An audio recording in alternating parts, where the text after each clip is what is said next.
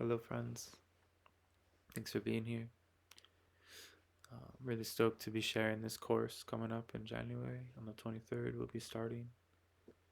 And some really strong, beautiful people have already decided to join. So I just want to invite more people to really take advantage of this opportunity. It's new and powerful, really guided. Um, it's really different and just really helpful to come together as a group and to sort of build, you know, our willpower together and to engage in in things that are uh, being presented as they unfold. So when powerful people get together, things come up and it moves the perception of the group. So it's not so much about like what I'll be teaching, and it's not even like that. It's more like a space is being held for really magical things to occur within the circle of people who show up. And a lot of it is just showing up in life. If you're wanting to change your life and move it into a more magical direction, this is a really powerful way to do that. There's other ways, absolutely. This is just for those that are called to do it this way. So really being moved to make use of all the experiences that I've ever had. And they're sort of really presenting to me and in a non-linear way, and so a lot of real strong energies is moving my direction, and so that's why I'm offering this, and I'm moving into a place where I'll be speaking with more and more people. And I've slowed this all down on purpose. I could have easily sort of got more involved in other groups and became known, but I chose to go super slow for a reason. And I'm starting to understand more and more why. And I'm just continuing to follow very specific feelings and allow what I'm here to share. My gift is to be presented, you know, uh, pretty carefully and in a way that is just where it's not an attachment, where there's no need for anything to happen, but I'm making myself available to those that are called to do this kind of work with me. And it's been so incredible already, but I'm really thankful for a lot of new interests. I think people are more interested in doing group work than one-on-one work. So I'm getting a lot of people reaching out to me. So it's good to be connecting with all of you, and I'm excited for what will come from it. Uh, I'm really getting to spend time on the land here and having deeper and deeper experiences with silence and with gazing. I know I talk about these things all the time, but there's a reason for that. Those of you that are listening, it's sort of like a means that naturally occurs for you to have these sort of presented into your field, and it has to sort of be repeated over and over until someday it really starts to make sense why it was said or what it's about. The not doings are quite simple, but if you do them in a way that is ritualized, then they become just another thing. So we have to make it nothing. Like it has to almost be as if it's not happening. It sounds strange, but the the no mind zone, the place where you're just following feelings, is the realm of silent knowledge. And it's not an easy place to get to, but it's really incredible when you do. And it's worth paying attention to your thoughts and realizing how much you talk to yourself, even though that's a confronting thing to go and look at. It will eventually force you to crave silence so much that you're willing to do what it takes to sort of shake the thoughts off and really get to know what your body wants to experience with the rest of your time here. And that's the benefit of working in a group, is the accumulative effect of the energy when people come together. and have a singular focus, and are doing movements in sync, or doing breath work, together, and witnessing each other's story. Uh, there's an energy that follows the meetings. There's feelings that move your perception. I've spent a lot of my life training with really powerful people, and I've become adept at being able to move my assemblage point, just enough to gain, sort of a running start at a much deeper shift that will happen eventually. Um, and I'm very careful. I'm going very slow, and that's what I'm offering in this course is a very slow and steady. Uh, there's no need to rush. It can happen that when a dreamer gets to the recapitulation, they start getting a lot of energy. They can feel a sense of recklessness that they might follow, and we want to get really sober in our perspective around everything, so that we're listening to the old self, or our future self, telling us and guiding us, rather than this unconscious undealt with shadow part trying to sort of make up for lost time or prove themselves. So the slow and steady is so that we don't get ungrounded. And the way to get really grounded in this world is to be in situations that bring humility, or humility and humbleness. Um, and so we face ourselves. We're gonna face the part of ourself that is where the program is running, because the victimhood and the victor is very much involved in this dance to free yourself from the limitations of the social conditioning. Comes with some excitement, and the ego's still playing itself out. It's still going to attempt to try to control the future of your life. And so the program's always available for us to face. It's not something that goes away. But Spirit will provide a way, or a teacher, or a mentor, or a means and methods for you to have a mirror in your life that allows you to see um, where you're really at, so that you don't get spun out. So there's a lot of energy to experience and a lot of incredible feelings, and then that can be a little scary because of the come down. Um, that's why shamans learn to take really good care of their energy, is so that there isn't really that much of a come down. You end up just sort of learning to find a nice balance. But the pendulum swings, still, even for people that have learned to get it to swing not as intensely. Uh, and you're tested. There's events in your life that will help you also to become humble. So there's just so many opportunities in this world, and life is incredible.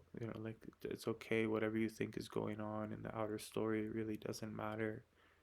um, it's just serving as a means for you to go have experiences that will help you to get to know yourself more. So if you're being called to live off grid, great. If you're being called to move back to the city, great. You're gonna be okay once you learn to take care of your power rather than worry about the details. If you're not listening to your gut, then yeah, you're gonna find yourself in situations that are where the lessons get really intense really quickly, and so even then it just serves as a lesson, so it offers you a way to take to have the experiences in which you learn to respond appropriately. um, but yeah, there's just so many opportunities that are uh, coming into our life because of different fears and hopes and stories out there. They affect us that way as the assemblage point moves, as more and more people start to realize how strange this realm is, as more and more people get interested in the rabbit holes, it moves the collective perception, and so we all get to benefit from that.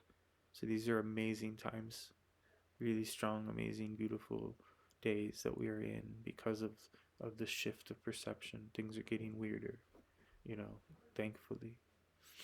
And so we can just learn to see the beautiful side of it all and really connect with the mother in all the different ways that she offers. Um, there's so many creative ways to enjoy your time here that will free you from the typical kind of comparisons that we make with ourselves and others. And so, silence, shamans become silent and they build power through that silence, and it makes their life much more efficient and effective. They're able to manifest the things that they need. Um, they expand their resiliency zone, they become interested in their limitations, and they go out and apply for jobs or do things that would are outside of their comfort zone so that they're no longer afraid of certain feelings. And obviously timing is everything. Some people's nervous systems are really dysregulated, and that might be an unnecessary torture. So I'm not saying that it's in for everyone's situation, but when you do have enough dream power, you can get creative with how you use it and have fun with it. But ultimately, let put yourself in situations that you can be really moved. And for me, that's going to the wilderness and being silent with the trees. The trees do something. They're a part of this process, and they will bring you to their attention. They will make you realize how conscious they are. And this communication occurs, and you realize you're being observed by everything. It could be flowers and plants and animals or the stone people or the rivers. But putting yourself in, it could be the desert, the dunes, places of emptiness that can move your perception. The desert is powerful to get off the trails and walk amongst the chaparral and feel the wind and observe, the different hues. It may look like it's all one color in the desert, but when the sunlight hits it just right, there's all these different magical colors and the sun gazing, the ability to really get to isolate particular areas where the sun is reflecting and go inside of all the different layers of colors that are available in there. I can do it just with my glass table in my kitchen. I spend hours in there every day, and I'm inside of all these most extremely fluorescent shades of the spectrum. And that's what happens for dreamers, is they experience color.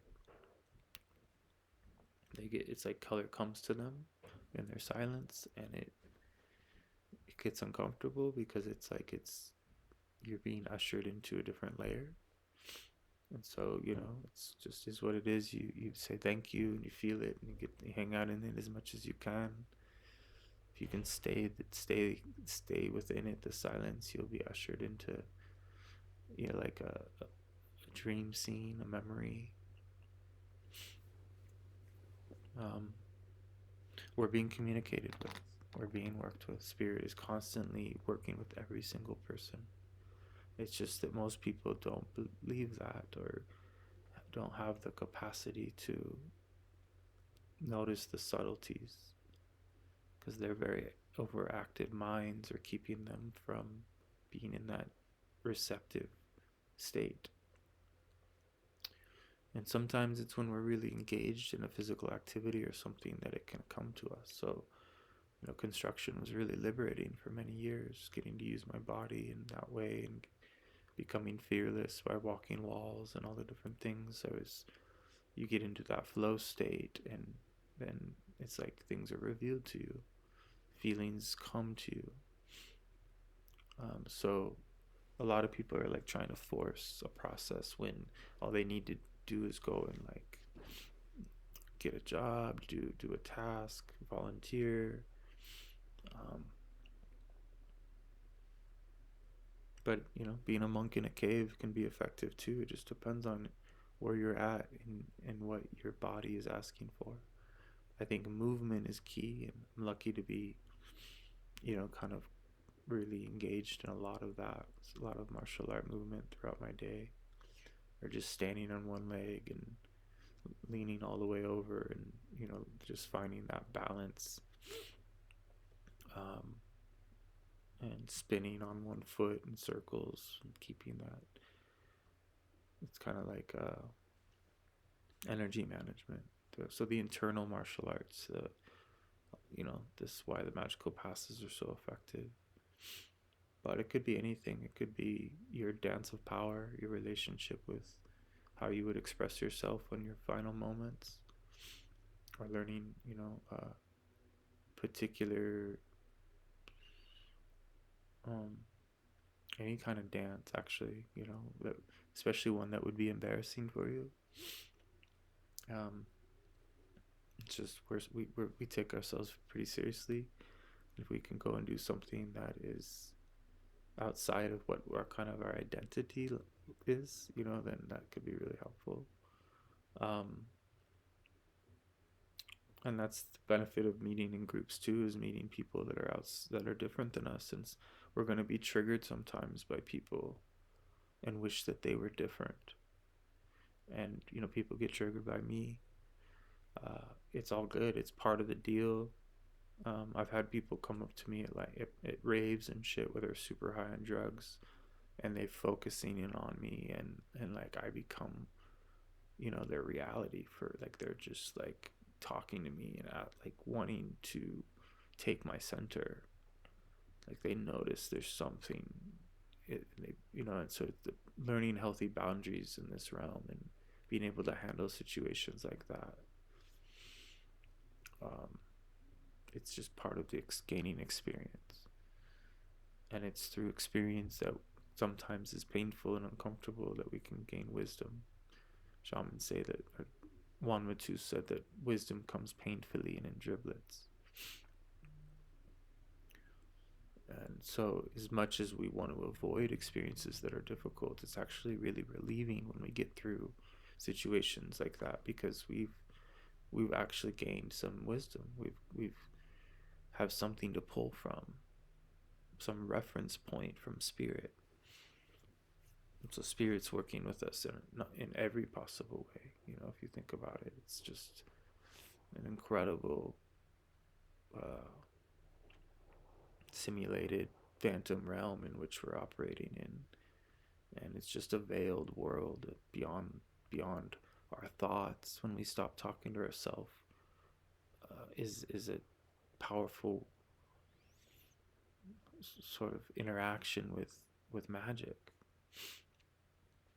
And so magic is quite simple, but most people experience magic through complex rituals and spells, and uh, they they become like hooked to a lineage or an archetype, and there's not a lot of freedom in that. And you could say that about the Toltecs as well, except the Toltecs discovered that ritual is a trap, and so they became pretty liberated. They realized that they had to get creative and not caught in those scenarios. So power plants became a thing to actually not rely on.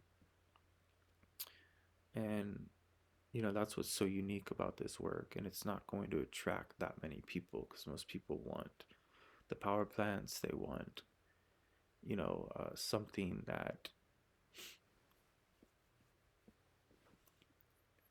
is sort of going to do the work for them. Now, I don't have anything against power plants. It's just that the integration process is usually avoided. If people were able to really integrate what they saw, then they could return there without having to take the plants again. And that's the point. And hopefully people start to realize and understand how critical this is, especially with the times we are in. The ability to be able to reach these altered states through silence without having to take anything. That's what's going to be like your greatest currency, and your ability to experience joy, to truly have fun with your time.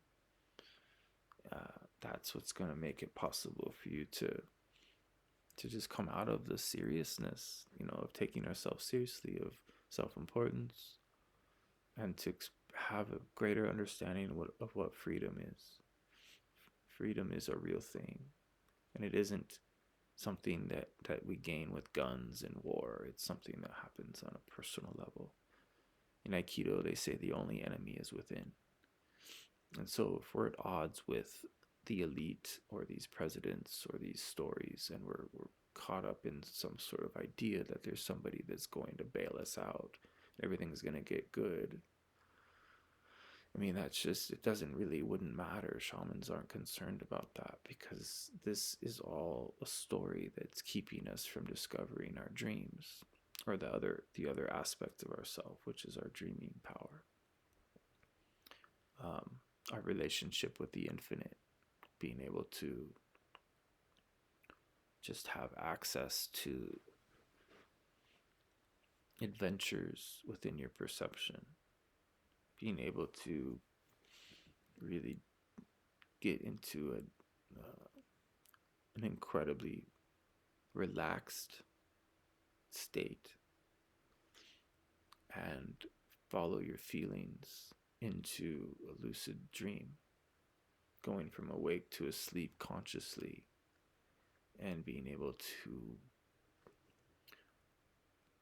experience the dream like it's a roller coaster. Or, you could even go on a roller coaster. So it sounds simple, like, well, how do you do that? Or it just happens when you build and save enough energy. And that could be sexual energy, that could be, I mean, it's all sexual energy and dreaming energy are the same. So you do end up taking really good care of your energy across the board. But ultimately, some people are born with a lot of chi, and other people are born with less. So some people have a more difficult task ahead. But I will say the people that have a more difficult task ahead are more likely to be that much more gifted in their dreaming, because they had to work that much harder to get there. So it's like, in that respect, everything's sort of balanced. And it's okay that, you're going to have to work harder if you weren't born with a lot of that extra juice. Because what do we need more than anything in this world is purpose. Something to do that makes us feel good, that makes us feel like we're on a path of heart. Something that gives us direction, so that we don't get caught in indecision and we're not spinning our wheels trying to figure out how to present ourselves to the world in a way that we can be seen, and all that stuff becomes sort of a trap. So we want to truly just be able to be seen by the mother, and then allow her to help us become so authentic that we are no longer concerned with how others see us, so that we can present ourselves really naturally. And that's a lot of what the course is about, is returning to authenticity, so that we can erase our blueprint in a way that is magical rather than forceful. Just letting things go, letting an old story go, and allowing a new story to be told, one of intent, freedom, and authenticity. And anyone can do this. It may not seem that way, and people may not give themselves permission, but that's what's cool about this, is that at any point in our life, we can completely and radically change our life. The recapitulation is available at all times, no matter what situation you're in, for the most part. I suppose if you were in a torture chamber and they're playing heavy metal music and you hated heavy metal, and they're banging pots and pans and dumping, hot and cold water and all the things that could make you maybe go insane. That could also be the most liberating thing that could happen for a shaman, is to be put through a test like that and be able to keep his peace and harmony, or hers. But that's not likely how we're going to have to learn it. We're going to actually, it's an interesting point. They say it's easier to be impeccable in situations where you have to be than in situations where you don't. So learning to be advanced on this path of knowledge without having situations that are trying makes it actually more difficult. And so torture chamber, as terrifying as that sound, it actually could be a really quick way to discover one's resources. Not that I'm wishing anything for that for myself or for others. I think the world is presenting challenges that will make it possible for us to really get to know what we're capable of. And so I think investing in yourself is to invest in your relaxation, your ability to reset your nervous system, to be able to drop in to your feelings, be able to give yourself permission to play the music that moves you, to do the things that make you feel alive. And I behave, I basically act as if I'm going to disappear any second, but at the same time I use my will to ensure that that's not the case. So I'm very in tune with my death, and so I'm listening and being guided by spirit, by my death. And it makes each day really different and unique, and I don't get caught in routine too much. Even if I have a very routine-based job or construction project or whatever, I find ways to bring a lot of magic into it.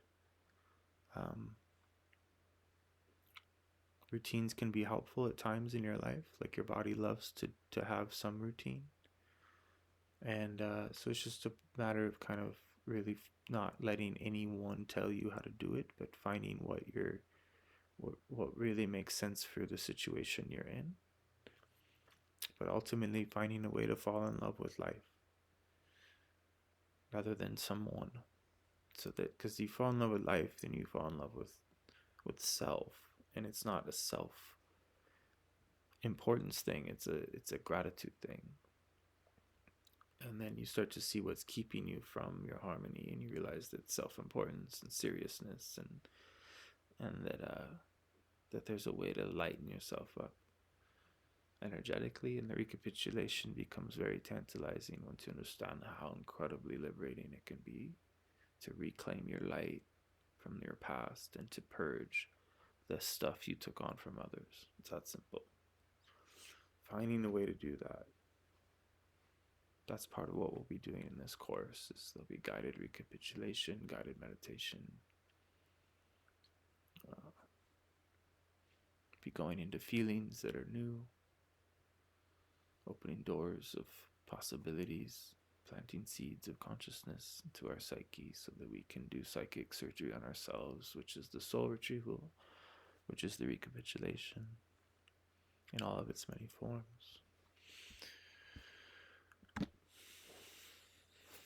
I hope you're all well. I hope you're doing what you feel like doing and listening to what it is that you really need to do in order to feel better long run. Sometimes that's hard stuff, but you go and face the thing that you've been avoiding, and it clears the energy, and then you feel so much better. So give yourself permission to love yourself in that respect. Peace and love. Take care, everyone. See you soon.